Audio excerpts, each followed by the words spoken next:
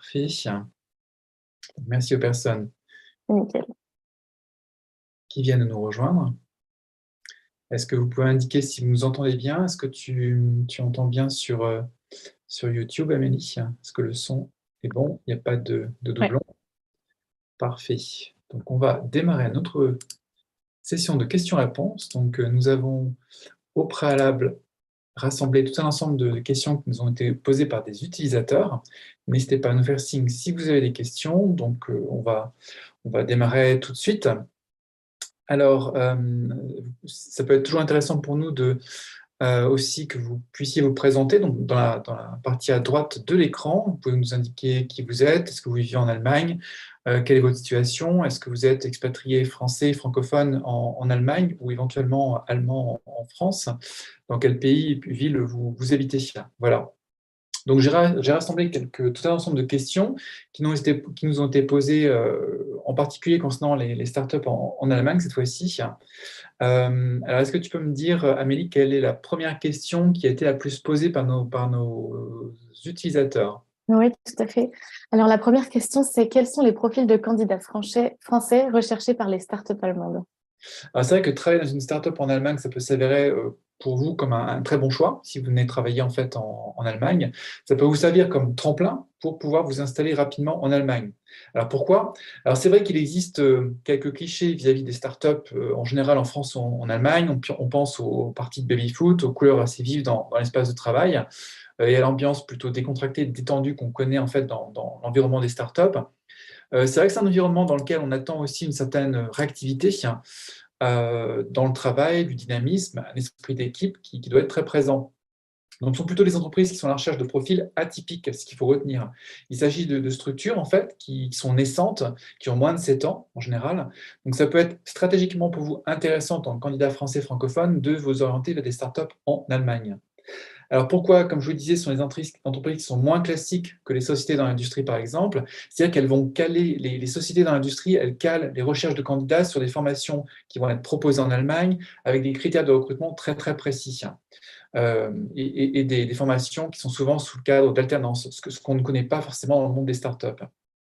Et puis, c'est vrai que les RH allemands, ils ont du mal à comprendre les profils de français et francophones qui sortent peut-être d'une université, d'une école de commerce, d'une école d'ingénieur. C'est pour ça que ça peut être intéressant pour vous, en tant que francophone ou français-française, de postuler auprès d'entrepreneurs, d'entreprises qui sont à la recherche de profils assez atypiques. Donc, ce sont les entreprises qui, en général, recherchent des candidats assez polyvalents. Alors, enfin, c'est des recrutements qui se réalisent souvent sous forme de cooptation. Donc, ça peut être intéressant pour vous de postuler à l'aide des réseaux de ces entreprises, par exemple sur les réseaux sociaux. En Allemagne, les startups, elles ne recherchent pas forcément des candidats très expérimentés dans les startups. C'est plutôt des profils type business, en fait, des candidats qui ont des capacités de négociation qui seront éventuellement demandés. Donc, des candidats qui vont être aussi formés dans le community management vont être également recherchés dans le domaine des startups. Donc, certains diront, c'est vrai qu'ils ils ne recherchent que des jeunes, mais bon, il faut quand même sortir du cliché jeuniste parce que ce sont des entreprises, des startups qui sont capables de recruter des candidats expérimentés. Donc, tout dépend évidemment de la maturité de l'entreprise. Ça reste évidemment à vérifier par vous. Donc, voici pour répondre un petit peu à la question que tu m'as posée, Amélie, sur les profils des candidats français recherchés dans les startups allemandes. Est-ce qu'il y a une autre question qui a été posée? Oui, alors concernant toujours les startups, on nous demande souvent quels sont les avantages et les inconvénients en tant que candidat français ou francophone. Alors, c'est vrai que travailler dans une startup allemande, ça peut vous permettre, en tant que postulant francophone, de mettre un pied en Allemagne tout en évoluant rapidement. Donc, les perspectives dans les startups, elles sont toujours visibles. C'est ça qui peut être intéressant. Ce sont des structures assez petites où vous pouvez faire preuve assez rapidement de votre polyvalence en touchant à tout. C'est ça l'intérêt. En plus, la hiérarchie, elle est visible et elle reste assez plate. Donc, elle est souvent comparée aux grandes entreprises qui sont beaucoup plus rigides. Il y a une certaine flexibilité qui est donnée. Et donc, la bonne ambiance, elle est évidemment mise en avant. Puis, l'esprit d'équipe, il attire aussi souvent les candidats. Donc, c'est des critères qui peuvent vous permettre de vous intégrer plus rapidement sur le marché de l'emploi en Allemagne. Est-ce qu'il y a d'autres questions concernant les startups? Oui, donc là, tu nous as surtout parlé des avantages. Est-ce qu'il y a d'autres inconvénients dont tu peux nous parler? Alors, les inconvénients éventuels en tant que Français, candidat francophone. Alors, le premier obstacle, si je prends l'exemple berlinois, parce que c'est vrai qu'il y a beaucoup de startups quand même à Berlin, on évolue majoritairement dans un environnement de travail qui est international. Ça peut être sympathique de faire connaissance de nombreuses cultures, mais la langue de travail, elle va être surtout en anglais dans de nombreuses startups. Mais bon, pour votre épanouissement et votre intégration outre-Rhin, ça vaut le coup quand même de parler allemand et peut-être de l'apprendre sur place, même si on nous dit ça ne sert à rien de parler allemand au travail. Le deuxième obstacle, je crois, qu'on rencontre le plus souvent, ça peut être la disparité régionale des salaires en Allemagne. Parce que c'est vrai qu'il existe de grandes différences de salaire outre-Rhin, entre Berlin et l'Allemagne de l'Ouest. Donc, il peut vraiment y avoir des différences de salaire à Berlin jusqu'à 20% vers le bas, avec le reste de l'Allemagne. Ça peut représenter une barrière si on souhaite travailler dans la capitale allemande. Mhm. Je vais juste regarder, Amélie, si on a des commentaires de personnes qui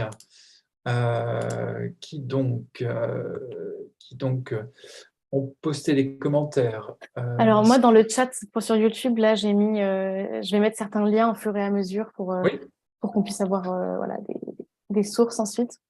d'accord. Tout à fait. Vous allez voir, c'est en fait sur le côté à droite. J'indique bonjour et bienvenue.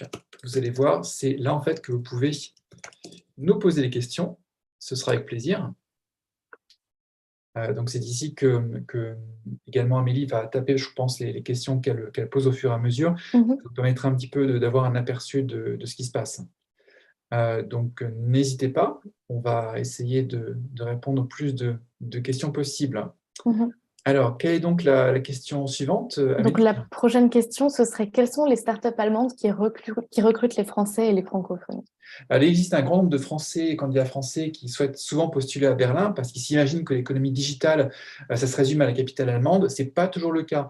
L'écosystème d'entrepreneurs en Allemagne, entrepreneurial, il est beaucoup moins centralisé qu'en France avec la région parisienne. Donc les startups, elles se trouvent du nord jusqu'au sud de l'Allemagne, c'est-à-dire entre Hambourg et Berlin, jusqu'à Stuttgart et Munich. Donc voici quelques exemples d'entreprises allemandes qui recrutent des profils francophones. Alors, les types de métiers sont souvent proposés dans le service clientèle, le community management, comme je vous le disais, pour des postes SEO, des profils commerciaux, business.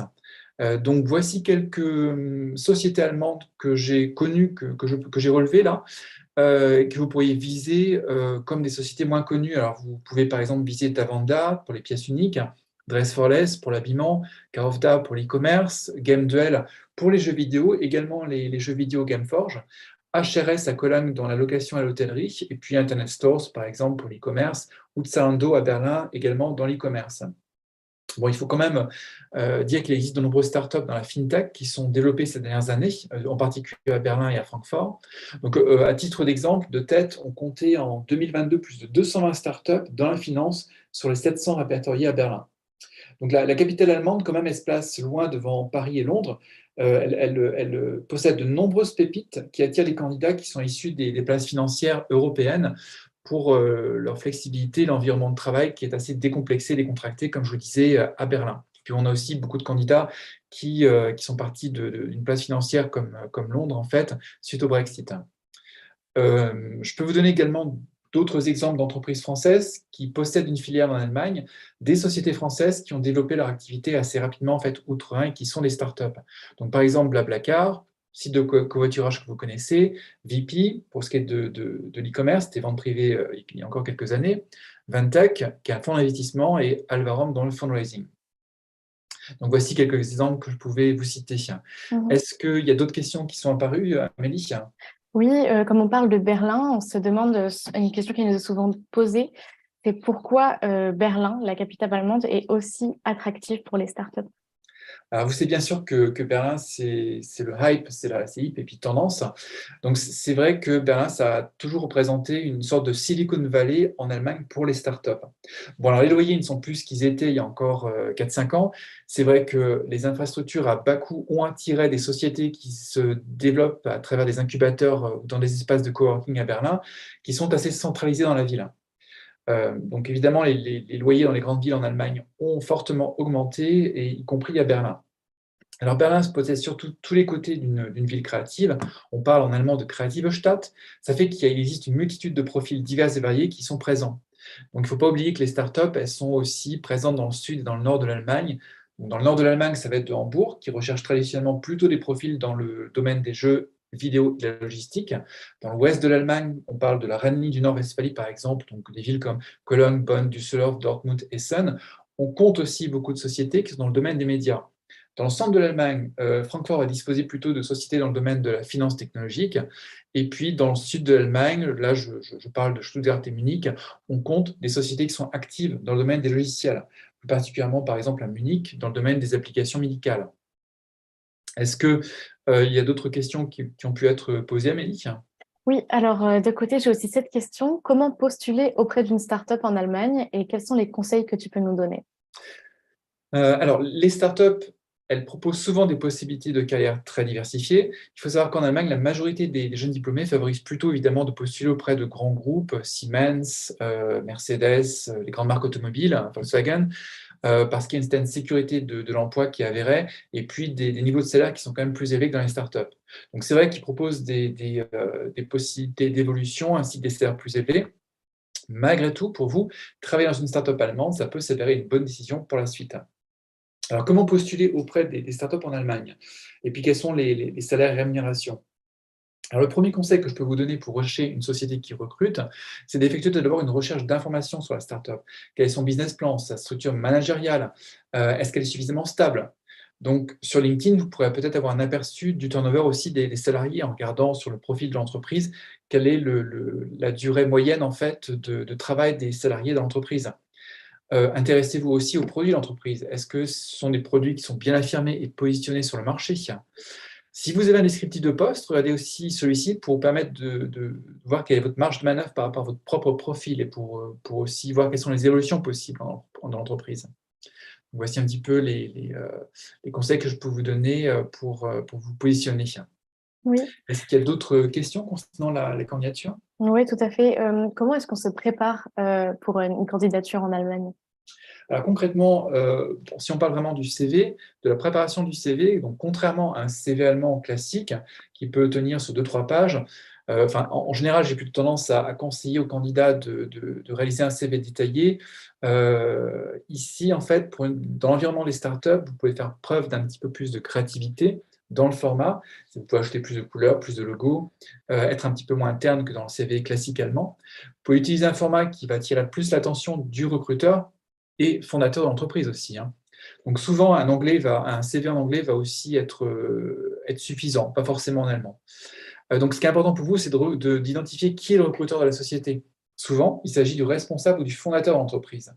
Donc, il peut en général avoir peu de temps pour regarder un CV plus en détail. Donc, je vous conseille d'utiliser un format anglais, qui est également utilisé en France, ce qu'on appelle en allemand le Kurzprofil. Donc, notez vos compétences principales, vos compétences fraîches en fait dans l'entête et du CV, et essayez de marquer l'esprit de votre interlocuteur, du recruteur, qui va lire votre CV. Par exemple, vous pouvez mettre comme titre Bewerbung als Online-Manager im E-Commerce-Bereich, etc. Donc, ceci pour vraiment qu'il focalise sur votre candidature et qu'il trouve que votre candidature est la bonne. Donc, après avoir préparé toutes ces informations, ainsi que votre CV en allemand ou en anglais, vous pouvez passer à l'étape suivante, qui est de postuler auprès de la société. Donc, conseil supplémentaire que je peux vous donner, c'est de ne pas hésiter et aussi envoyer des candidatures spontanées, ce qu'on appelle une initiative Bewerbung en allemand. Pourquoi? Parce que les startups, elles ne disposent pas forcément d'un RH ou d'un recruteur. Vous aurez parfois affaire au fondateur de la société. Donc, n'hésitez pas à postuler directement. Bien sûr, il faudra montrer que cette entreprise elle vous intéresse et que vous avez bien compris son état d'esprit et que l'état d'esprit de la société, de la startup, colle au vôtre. Alors, est-ce qu'il y a Mhm. d'autres questions concernant la candidature, Amélie? Oui, alors là, on a parlé surtout de la candidature traditionnelle où on envoie son CV, éventuellement une lettre de motivation. Est-ce Oui. que tu as des conseils à nous donner concernant les réseaux sociaux? Alors, autre conseil concernant l'utilisation des réseaux sociaux. Quand vous postulez, vous pouvez vous rendre plus particulièrement visible sur les réseaux sociaux, que ce soit sur LinkedIn ou sur Xing, parce que vous vous situez quand même dans le monde digital. Alors, les réseaux sociaux qui sont utilisés en Allemagne, ils se différencient un peu de ceux qui sont utilisés en France. On connaît Xing en Allemagne, pas du tout en France. Et en Allemagne, Xing, c'est un réseau professionnel qui est très apprécié. Donc, comme en France, vous pouvez aussi utiliser LinkedIn, qui est très développé en Allemagne. Même si vous ne possédez pas de compte premium, vous pouvez effectuer, par exemple, une prise de contact de 300 caractères auprès de responsables de société en posant une question ouverte pour essayer de créer la discussion, d'obtenir une réponse et de voir un petit peu quelles sont les attentes de l'entreprise par rapport à leur recrutement, par rapport aux compétences recherchées. Mhm. Voici un petit peu comment établir à distance même une prise de contact. Est-ce qu'il y a d'autres questions, Amélie? Oui. Est-ce que tu peux nous citer des sites d'emploi de référence pour trouver un job ou un stage dans une start-up allemande? Alors, en France, vous connaissez peut-être, par exemple, Welcome to the Jungle, qui s'est bien développé ces dernières années. L'environnement des sites emploi, notamment des sites spécialisés pour les startups en Allemagne, il est bien différent. Alors, les sites dédiés aux startups en Allemagne, on connaît par exemple Gründerszene, Förderland, Berlin Startup Jobs, pour ceux qui cherchent à Berlin. Bien sûr, LinkedIn sera aussi beaucoup utilisé comme moyen classique, Indeed éventuellement, mais je crois moins par les startups. Mhm. Est-ce que ça répond à ta question? Oui, tout à fait, merci. Donc, je passe à la prochaine question, qui D'accord. est, est-ce que tu as des conseils pour les débutants qui veulent se lancer en Allemagne? Oui, alors pour les débutants, ça peut être aussi utile, c'est-à-dire les personnes qui sont encore en fin de formation, qui ont effectué un stage, mettons, de 3 à 6 mois en Allemagne, ça peut être effectivement intéressant de chercher un stage dans une start-up. Donc, si vous êtes jeune diplômé, ça peut vous permettre de mettre le pied à l'étrier en réalisant une première expérience dans le monde des startups. Et puis, peut-être que vous trouverez une belle opportunité pour décrocher un job par ce biais. Donc, une fois que vous avez postulé, vous avez réussi à décrocher un entretien, je vous conseille vraiment de faire preuve de votre motivation, de prouver votre investissement dans le cadre du stage pour cette société. Donc, c'est la passion que vous pouvez partager avec le fondateur de l'entreprise qui peut être aussi intéressante de mettre en avant. Alors, comme vous aurez affaire au responsable de l'entreprise, il va falloir le rassurer aussi. Il faut démontrer votre personnalité et puis il faut savoir faire preuve de polyvalence, puisque les postes pour lesquels vous avez postulé ne sont pas forcément présents, visibles et bien structurés. Alors, est-ce qu'il y a d'autres questions, Amélie? Oui, une question qui revient vraiment très souvent et qui était aussi revenue sur le Zoom, sur le live sur LinkedIn, c'est les niveaux de salaire auxquels on peut s'attendre. Alors, une fois que vous avez un entretien d'embauche qui s'est bien passé, on ne vous a peut-être pas demandé au préalable vos prestations salariales. Donc, sachez que la différence des salaires en Allemagne est très importante selon les régions et les secteurs. Vous avez aussi affaire à des structures plus jeunes qui n'ont pas forcément beaucoup d'investissements importants dans le domaine des startups. Il peut y avoir des différences de salaire assez importantes par rapport à l'industrie et aux sociétés plus classiques en Allemagne. Alors, je vous invite par exemple à aller sur le site d'Eurojob Consulting, qui est un cabinet de recrutement franco-allemand, et vous avez un onglet également de conseil candidat dans lequel vous pouvez gratuitement en fait, demander votre positionnement salarial réel par rapport au marché allemand. Il vous suffit d'envoyer votre CV et de demander une estimation de salaire personnalisée et gratuite en allant sur le site et tout simplement en demandant à M. Thomas Desray une estimation de salaire et on vous pourrez lui indiquer que vous souhaitez aussi travailler dans une start-up pour qu'il puisse au mieux évaluer la fourchette de salaire à laquelle vous pourriez prétendre en Allemagne. Voilà. Oui, j'envoie juste la référence pour le site Eurojob. Euh, Merci. donc, une autre question qui nous a été posée, c'est comment choisir la bonne proposition d'embauche en Allemagne? Alors là, c'est une autre catégorie de thèmes. En fait, on sort du monde des startups. Mhm. Alors, c'est vrai qu'actuellement, le marché de l'emploi en Allemagne est très dynamique. On est en pleine pénurie de candidats un petit peu partout, vraiment pour n'importe quel type de poste. Alors, souvent, vous aurez la chance d'avoir plusieurs offres d'embauche. Donc, il est indispensable de se poser auparavant quelques questions, de définir ce qui est vraiment important pour vous dans votre nouveau travail et votre expatriation en Allemagne. Donc, première question par exemple, est-ce qu'il est nécessaire de se réorienter pour viser un nouvel emploi en Allemagne? Alors, pour trouver un nouvel emploi en Allemagne, ce n'est pas forcément nécessaire de se réorienter. Il faut savoir que ce ne sont pas les diplômes en Allemagne qui garantissent décrocher un emploi en Allemagne. Les employeurs allemands, ils préfèrent l'expérience terrain et la mise en avant de solutions concrètes, notamment lors des entretiens. Donc, si vous souhaitez tout de même vous reconvertir professionnellement en Allemagne, vous pouvez effectuer au préalable un bilan de compétences. La deuxième question qu'on peut se poser, c'est où vivre pour travailler en Allemagne? Alors, vous avez le choix entre des grandes villes, Berlin, Munich, Cologne, Francfort. Lorsque vous recherchez un emploi en Allemagne, il est important de s'informer sur la qualité de vie, aussi avec l'inflation qu'on connaît entre 8 et 10% en Allemagne. Il faut aussi savoir quel niveau de vie, suivant la ville et aussi le quartier dans lequel vous allez habiter. Donc, une fois que le choix de la ville il a été réalisé, il faudra comprendre le coût de la vie, il faudra vous intéresser à la rémunération et bien comprendre le salaire brut net en Allemagne, ainsi que ses différences avec la France. Alors, comment réaliser le choix de l'entreprise quand vous avez plusieurs propositions? Avant de signer votre contrat de travail, ça peut être intéressant pour vous de tout d'abord évaluer la culture de l'entreprise allemande auprès de laquelle vous postulez. Ensuite, quelles sont les valeurs affichées par l'entreprise sur son site et les valeurs vécues. Alors pour ça, vous pouvez aller sur des sites d'évaluation d'entreprise, des portails d'évaluation d'entreprise, peut-être que vous connaissez déjà, comme Kununu par exemple en Allemagne, ou le site anglais Glassdoor, qui est aussi très présent en Allemagne. Donc à travers les deux sites Kununu et Glassdoor, vous pourrez aussi obtenir des informations sur la vie de l'entreprise, vues par des salariés qui sont encore présents ou qui l'ont quitté. Vous pouvez aussi, autre source d'information sur l'entreprise, scruter des profils de salariés sur LinkedIn ou Xing pour faire un petit peu une idée des gens qui travaillent dans l'entreprise. Ensuite, vous pourrez poser aussi comme question à l'entreprise, si vous êtes déjà en contact avec elle, comment va se passer votre intégration avant d'accepter l'offre. Donc là, la culture d'entreprise allemande, elle a son importance, car vous allez y passer la majeure partie de votre journée. Donc si vos valeurs objectifs ne coïncident pas, parce que cette société ne sera pas le bon choix, ce sont vraiment des critères qui sont essentiels pour se projeter dans l'entreprise. Vous pouvez également demander à l'entreprise quelles sont les perspectives offertes sur le poste. Autre aspect auquel il faut que vous fassiez attention, c'est quand vous recevez une proposition de contrat de travail, quelles sont les particularités des contrats de travail en Allemagne. Donc, quelle va être la durée légale du travail hebdomadaire, 38, 40 heures, on n'est pas forcément aux 35 heures qu'on connaît en France. Quels sont les préavis, les congés payés, qui sont différents de ceux qu'on connaît en France. Donc, voici un petit peu un aperçu de ce que vous pouvez essayer de demander au préalable pour bien faire votre choix. Est-ce qu'il y a d'autres questions qui surgissent? Oui, et je vois aussi qu'il y a des nouvelles personnes qui nous ont rejoints dans le live. Donc, n'hésitez pas à poser vos questions dans le chat. On va y répondre. On est encore là pour, je pense, une petite dizaine de minutes. Donc, je pose la prochaine question donc, en fait, les personnes se demandent comment est-ce qu'on prend la décision de s'expatrier en Allemagne? Ah oui, c'est vrai que c'est tout le problème un petit peu de l'attractivité en fait de l'Allemagne actuellement, qui connaît une pleine pénurie en fait de personnel. Et en fait, beaucoup de personnes se demandent, voilà, est-ce que je vais pouvoir m'épanouir en Allemagne? Donc, pour prendre une décision aussi importante que le choix d'un emploi, c'est nécessaire quand même de prendre suffisamment de temps. C'est un temps de réflexion qui doit quand même être limité une fois que vous avez une proposition d'emploi. Donc, utilisez le délai peut-être d'une semaine pour récolter des informations sur les deux offres, par exemple, d'embauche qui vous ont été faites. Une fois ce délai écoulé, il est important quand même de prendre une décision parce que toute autre information, ce serait contre-productif au choix final. Alors, essayez de suivre votre intuition aussi.